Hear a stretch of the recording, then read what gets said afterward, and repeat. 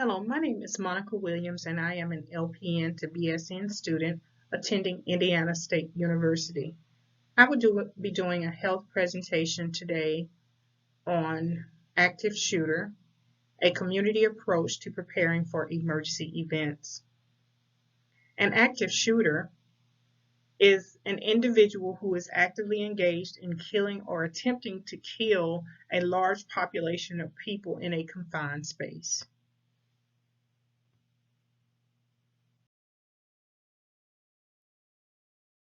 The populations at risk for active shooter are healthcare facilities, schools, like colleges and universities, sometimes elementary, high schools, middle schools, um, any of the workplaces, banking institutions, government buildings, businesses, churches, or houses of worship.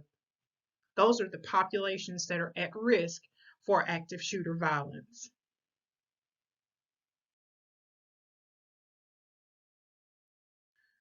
The learning objectives for this health education project is that the learner will be able to define active shooter.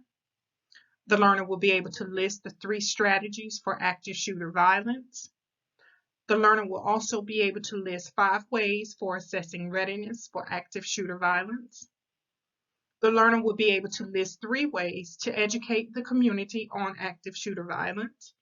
And the learner will be able to list populations who are at risk for active shooter violence.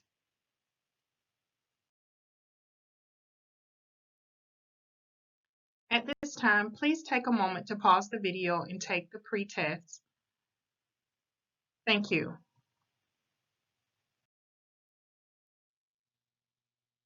Here are some questions that you would want to ask yourself to assess your environment or the community for readiness for active shooter violence. We want to ask, where can we escape and evacuate to? Where can we hide? What doors lock and what doors do not lock? What can I use to barricade the doors?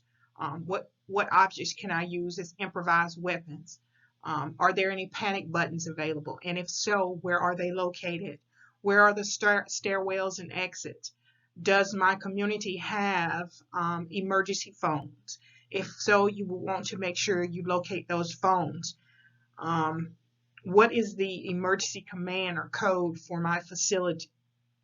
And most facilities use code silver. The next thing you want to do is to report the incident and make sure you read up on your company's policies and procedures for reporting the incident.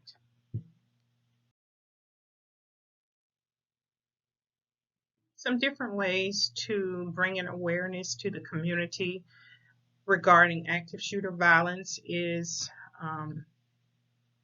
to have continuing education modules, videos that can be watched, handouts and brochures, educational in-service, safety talks if you're in your businesses or banking institutions, hospitals, doctor's offices, mock drills.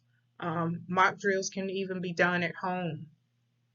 It is very important that, this is not just for businesses or banking institutions or colleges or things like that, but you would want to have these talks at home in case a violent person comes into your home and want to shoot up the place. What plans do you have in place for this type of action? To also make the community aware of,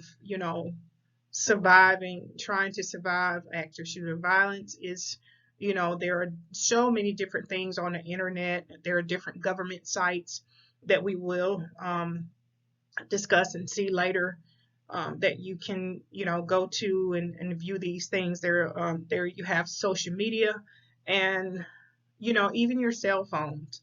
There's so much information on cell phone, and I hate to say this, a lot of people, you Google everything else. So just Google the word active shooter violence and, trying to protect yourself, and just read up on it. And it will discuss some ways of being prepared and how you can prepare yourself with educational material for active shooter violence so that you can be ready if it happens.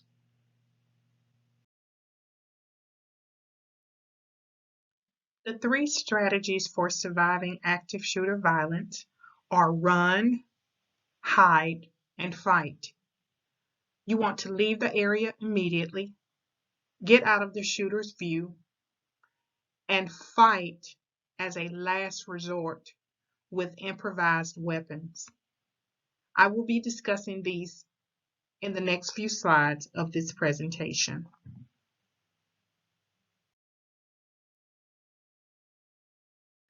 The first strategy for survival is run. You will want to leave the area immediately. Do not try to take any belongings with you. Don't try to take others with you if they're hesitant. Secure immobile individuals in a room by themselves and find yourself a way of escape. Do not stop to help victims. Call 911 if you don't think anyone else has. And do not try to re-enter the building if you evacuate.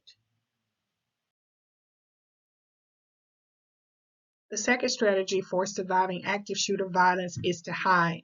Make sure you get out of the shooter's view, get behind large objects if you can, stay quiet, help the injured without putting yourself in danger, stay hidden until you know it's safe to come out, lock doors behind you, turn off the lights, and have a fight plan, and scope out weapons, objects that you can use as weapons to incapacitate the shooter.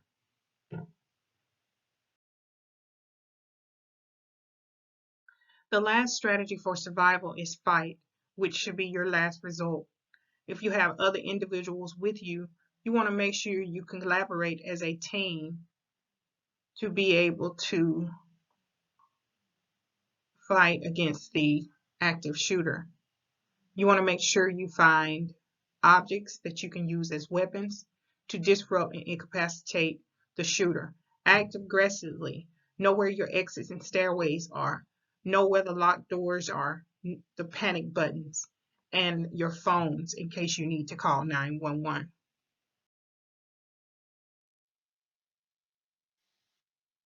Here are some links to additional resources where you can find information regarding active shooter violence.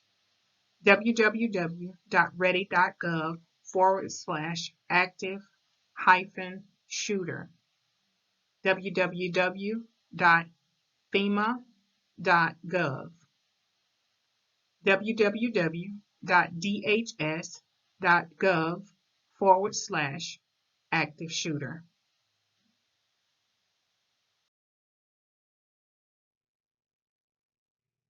Once again, please pause the video and click the link below to take the post-test. Thank you.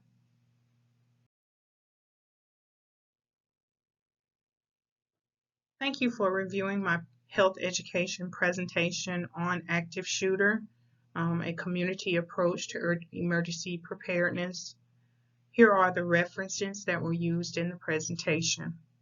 Thank you.